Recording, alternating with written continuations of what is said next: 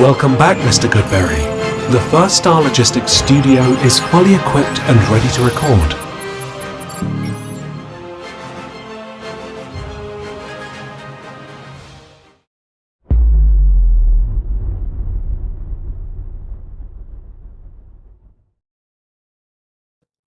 Your Bengals are on a roll, winning 4 in a row. We thought they were back after that Cardinals game, and maybe that was the first sign, maybe it was the first glimpse, and maybe we overplayed our hand a little bit there. But they are definitely back and now and on the right track, winning 4 straight, beating the 49ers and the Bills. That's no easy task, even though they made it look easy.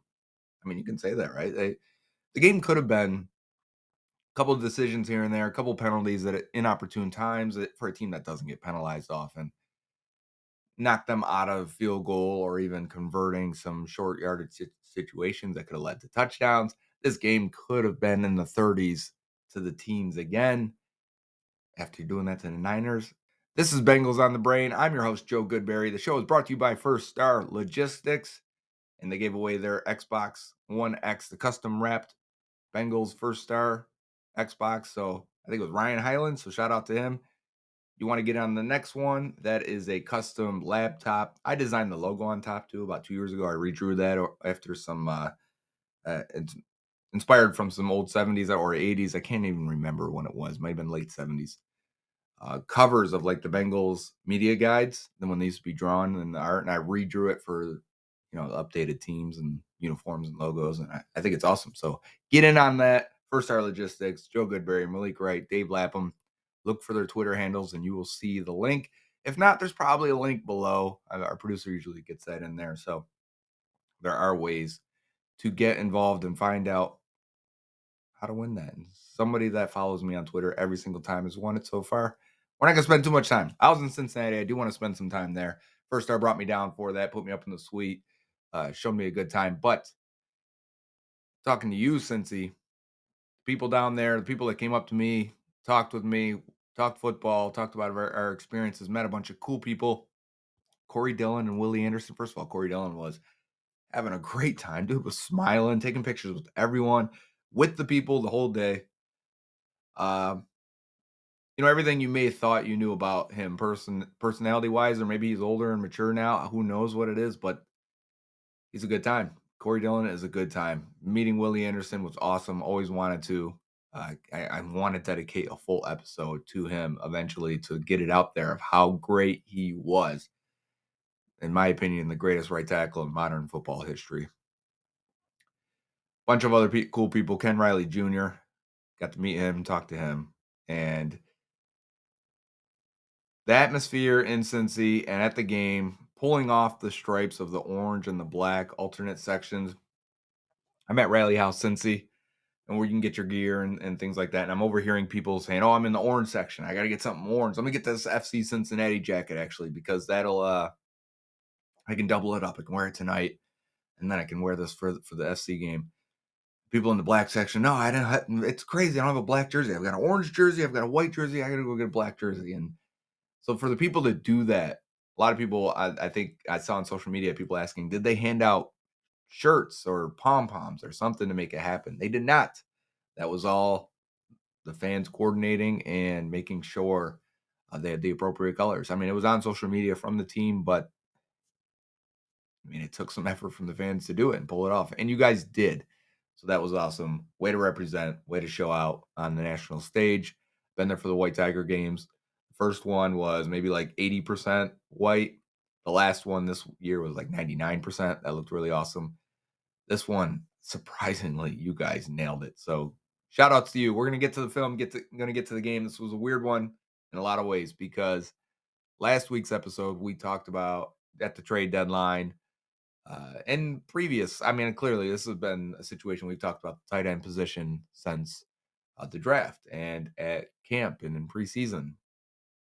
The Bengals didn't make a move, and they brought up Rodney Hudson from the practice squad. And so at that point, Tanner Hudson, who was Rodney Hudson? Why did that pop into my mind? Tanner Hudson from the practice squad.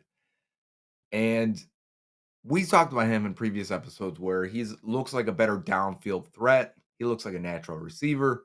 how will they mix these guys? How will they get them all in there? And they did well. I mean, who expected a tight end game? What are the odds? If you would have said, hey, 10 catches, 2 touchdowns for the tight end room, I think the payout would have been 10,000 to 1. So should have bet on that every game until it happens. It may never happen again. But we're going to watch that tape because I think that's key. We're going to focus on other players and situations and concepts and X's and O's while we do it, while we're focusing on the tight ends. But that'll be our film for today. Now. So starting early in the game, first drive, we've got Tanner Hudson here as part of the bunch, 3 receivers to the right. And we're going to bring Hudson in motion to the left. And we've showed this before in the Rams game, Titans game, and the Bengals have been using motion a lot more at the snap. And you either snap it at the motion or snap it when he's behind that receiver, and you're going to force that boundary corner because we know it's zone coverage because no one's going to go with Hudson. And what that's going to do is he's going to back out and play soft, even though to me he's making it appear like he's in press coverage here. Once you get him to back out at the snap, you get a free, easy look. There it is. He backs out there. There's Tanner Hudson right there. Flip it out. Pick up the first down. Nice transition into a runner to pick up 4 or 5 yards after the catch, which is actually a point to bring up now because it's foreshadowing for the rest of the game. But transitioning from a receiver to a runner at the tight end position is, in my opinion, a very underrated attribute and sneaky for the rest of this game. So, sneaky yak position for the rest of this game. Orlando Brown, a way to beat some of these bigger tackles, some of these guys that maybe aren't the fleetest of foot, aren't the most agile players, is to beat them going outside and then back inside. And you do that, watch 50, how he stems upfield, and the outside foot for Orlando Brown, as he's doing his kick slide, his weight is on his right leg, right? Because the left foot is in the air. He's transitioning that weight, all of that 300 and whatever a lot of pounds is, into his left foot. So as he's pushing his weight to his left foot to get out wide, number 50 is going to loop back inside. And now look at the weight of Orlando Brown. His right leg had to come right back down, didn't allow the weight to transfer to the left leg, and his butt sticking out. You know what I mean? So you clearly not in a good posture, off balance, not able to redirect quick enough to get back in the front of number 50. And because of it here, I mean, clearly the guy's going to now have a free release or free access to the quarterback inside and allows the hit on the quarterback. And this is, not so much a slight towards Orlando Brown. The ball gets out, all that. The pass direction wasn't great in this game, but it's how you can beat some of these bigger offensive tackles. We got Irv Smith here in line, 3 options to the right of Joe Burrow, Jamar Chase wide left, and it's going to be a zone defense once again from the Buffalo Bills. And can Irv Smith find the weak spot in it, sit between 2 guys, make himself an available target for the quarterback, develop that trust and repertoire? Let's watch them and see how this develops as the Bills are doing a lot of showing blitz, a lot of, hey, we're going to bring this guy, we're going to bring that guy. No, we're not. We're going to back out in the zone. All right, sit between them, make yourself available, turn upfield, again, get 4 yards after the catch, transitioning from a receiver to a runner in a flash. That's what it looks like. Again, Irv Smith on the right side. Low pressure coming up the middle. Burrow gets the ball out. Catch, flip, upfield. You want to pay so much attention to these outside guys, these receivers. This is when the tight ends need to work. We got Joe Mixon going out in motion, splitting out wide here. It looks like for the first time we've got man coverage, so the Bills want to switch it up in the red zone, the tight red zone. I mean, they've got 5 guys over here trying to communicate and make sure they've got enough guys to cover Jamar Chase and Joe Mixon over here. A lot of attention paid to Jamar Chase, as expected. But we've got a corner route by Irv Smith as the number 3, while the outside guys, they're not going inside here. What they're going to do is actually go outside to draw the attention of these outside corners as you got one-on-one with Irv Smith in the slot. So you want to keep these outside defenders in this short area, the short range, to give you one-on-one to run to the corner and hopefully have the leverage and the ball skills that are better than the defender to make a play on the ball and a nice thrown ball to the back pylon. So get your leverage inside, burst away from the safety, and run to the back orange cone pylon and make a play on the ball. Nice ball. Nice throw. Good catch. Way to face it. Get your feet down. Or just kind of fall in the end zone, I guess. What is that dance? Someone tell me in the comments. Is there a name for it? I assume there's a name for it. Should I know this? Anyway, back to football. Good protection up front. Good timing. Bengals have run this a bunch. I mean, they'll use Tyler Boyd inside, T. Higgins. They've used all the other tight ends. And not just this year. I mean, since Zach Taylor's been here, this is a common staple and common concept for a lot of teams. And they'll run a lot of different variations off it, just not the corner route from the number 3 guy. They'll run double slants or double ins from the outside guys, and depending on the coverage. So again, similar situation. We've got man coverage bringing Tyler Boyd across in motion, brings the safety with him, and we got one-on-one with a safety and Tyler Boyd. I think we're going to take that. So number 3 guy all the way inside, running to the outside. And I think it's supposed to be more of a, I want to say speed out here that Burrow kind of feathers a little bit deeper than he should, but as the blitz is coming, he's just trying to get the ball out quickly and accurately and push it a little bit upfield. And Boyd makes a nice adjustment to catch the ball. So watch Boyd on his route here. One-on-one. Snaps it off, makes a nice over-the-shoulder grab, both feet down, first down. It's a great throw. But why am I showing this when we're focusing on tight ends? Well, Drew Sample, he's in that running back. He's pass protecting back here because Travion Williams just had a whiff, actually, a few plays before this. Sample's done this a bunch, but they're showing sugar in the A-gap is what it's called. They're bringing 2 linebackers up, and right here, one of them is a safety, 21. I think it's Jordan Poyer. Bringing both guys up. And they're trying to get you to block the inside guys first to hopefully get maybe a free rusher on the outside if they can, or maybe just cause enough confusion up front to get a free rusher either way. And Drew Sample's job is to come up and get 21. So let's focus on Sample getting his right guy if they're correct. And that guy is coming because Burrow's clearly telling him that 21's coming.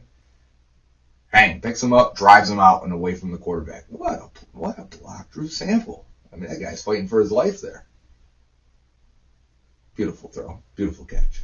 Nice play all around. Tanner Hudson lined up wide, running an in route. We've got a combo route here with a in and a corner route, I want to say. And it's going to be cover 2 against the Bills, so you don't really want to get to that corner route at 47. Christian Benford, the corner on the outside there, drifts too far upfield. So when he does, Burrow comes back to Hudson on the in route. And what you need out of Hudson here is to cross the face of 25 and be confident in your hands. Catch it. You may get hit by a linebacker here. Don't turtle up. And then transition into a runner to pick up some yards after the catch. So good job by Hudson. This is how you gain the trust of your quarterback. Being in the right place, right time, executing, and doing the job you're supposed to do. Good protection up front. There he goes. Those ribs are exposed. Can't be scared. Go in there, make the play. Get that ball upfield after the catch. We've got a check down to Drew Sample. So he's back at the pass protecting back position. This is, I want to say, on 3rd and long after a couple penalties. Can you rely on this? Can it be a outlet for you? I mean, we're talking. I do want to come back here and look at this because I forget. Yeah, Sample. We'll get to the conversation. But Sample doing a full field read at the running back position here. Looking at 43 to the right, looking at 21 to the left. Are these guys, which one's coming? Which one do I have? Let me make sure before I leak out. You can't just go run your route. You can't just go chip if one of those guys are directly rushing the quarterback. So now you can come out and chip and help out Orlando Brown. And you're forcing that rusher who he looked like he was going to go outside. But instead you force him back inside, back to Orlando Brown, which is advantage for the big man. That's how you want it. You want these guys trying to run through you when you're that much bigger. A little bit of a low ball. Sample picks it up, scoops it up, and gets a couple yards after the catch. Eyes on Tanner Hudson. We've seen this formation. We've seen this look 100 times now. We've broken it down. When you get this and there's not enough defenders out there, and Joe Burrow sees these three receivers to the left, he will come out and say, "Hey, I know what I can do here. I can just flip it out to Ja'Marr Chase, wide receiver bubble screen, tunnel screen, whatever you want to call it." So just hit it. Let's just hit Ja'Marr Chase on this little screen. Nope, that's a fake. The receivers both release upfield. The Bills are caught. First down, Bengals. Good catch by Tanner Hudson. Got to go up and get it. Again, that's where the value has been provided with him. I think he's a really good natural receiver. What is this? What is this? Drew Sample? Drew Sample running downfield, making a guy miss? Again, from the... sometimes you will see a tight end and a running back in the backfield together, but this is more of the same of him being the pass-protecting guy in the backfield.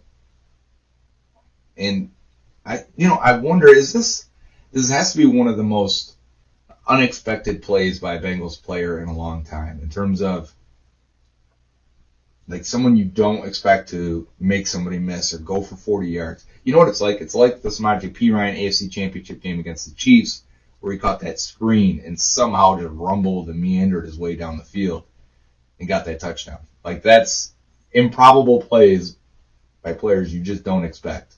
Drew Sample is in on one of these here. And he's going to look to protect first. He's going to leak out as the check down, as no one's open deep downfield. Catch it, transition to a runner, make a guy miss. Look at him. Give him the dead leg and then pulled it away. Drew Sample? Oh, man. Crazy. Watch Micah Hyde down here, number 23 for the Buffalo Bills. Great safety, right? But as he comes down, Sample doesn't always leak out of these. So Hyde's really like, I'm going to contain Burrow. I'm going to keep him in the pocket. He forgets all about Sample. Leaves him alone completely. I think he's supposed to cover Sample. Sample does the rest on his own. What a play by the guy. Honestly amazing. I feel good for him. I'm happy for him.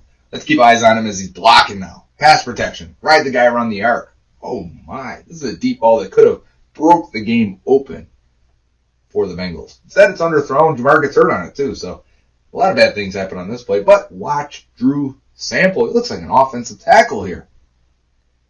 He's got Bolson out. Bolson's like, give him to me. I'll take him. Nope, you got him, I guess. Let me just get a hit on him. Let me do something, Drew. Great blocking. It's a really good block.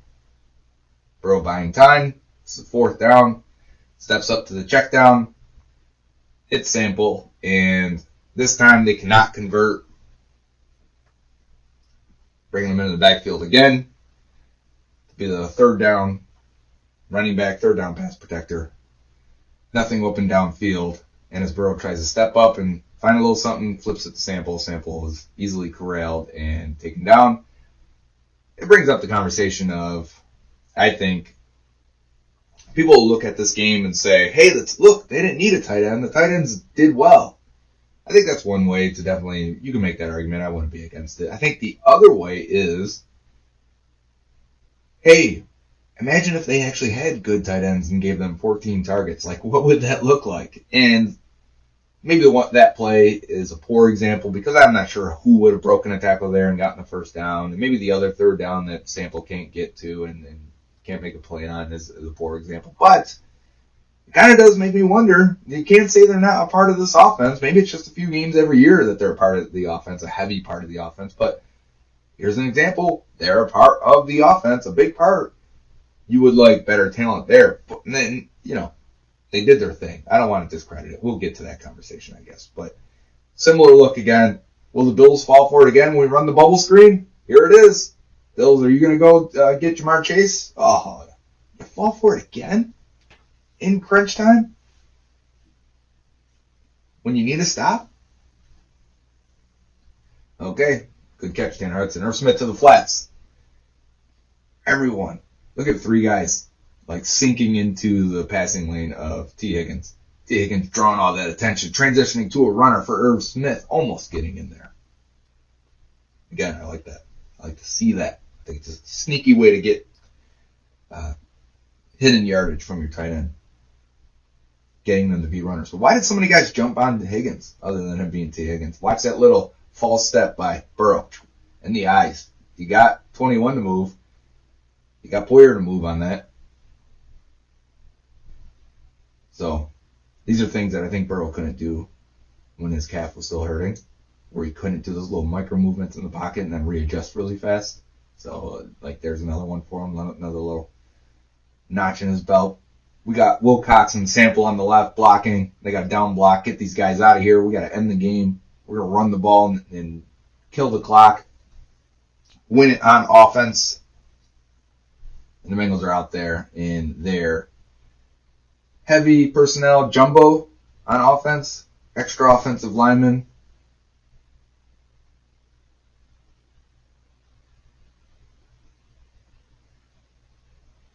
With Cody Ford here, 61, being the sixth offensive lineman. So you got 1, 2, 3, 4, 5. So we got 3 extra guys on the left with Sample and Wilcox. And we got to clear out this left side. Let Mixon hit it up behind him, cut it up, and get 3 yards or so out of it. Good blocking by the tight ends, though. So now here's the play of the game then to end it all. Drew Sample blocking the edge. But let's talk about Joe Mixon. We're talking about improbable or unexpected performances or situations. Mixon hasn't made a lot of guys miss this year, and he hasn't the last few years, right, in his career. He's never been a big make-you-miss runner. Sure, he's deceptive because he's a lot quicker for a guy that size, or at least he was, so you don't expect it. But you're talking about a situation where I thought it was like the Chiefs game last year where they throw the ball to win it. I thought they were going to do that again. Instead, they decide, we're going to run it here, and if we don't get it, we'll punt it to the Bills and give them a minute 15 to score a touchdown on us. And I don't like that. So I don't like the call to run it. But hey, the coach calls the plays. You got to go in and make a play and make something happen. And Joe Mixon does, man. And he's got one-on-one with Von Miller. If he tackles you in the backfield, you punt, you give the other team the ball back to go down and with a chance to drive and win the game.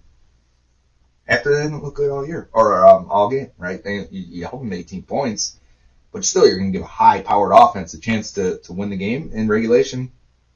No thank you. So, Joe, let's give you the ball here, and let's see you make a play on Von Miller, one-on-one, and see if you can do it. And, man, again, like I said, don't like it. Don't like the call. But it worked. So people are going to question it too much. Mixon, one-on-one. Give him a little hesitate step. Whoop, outside.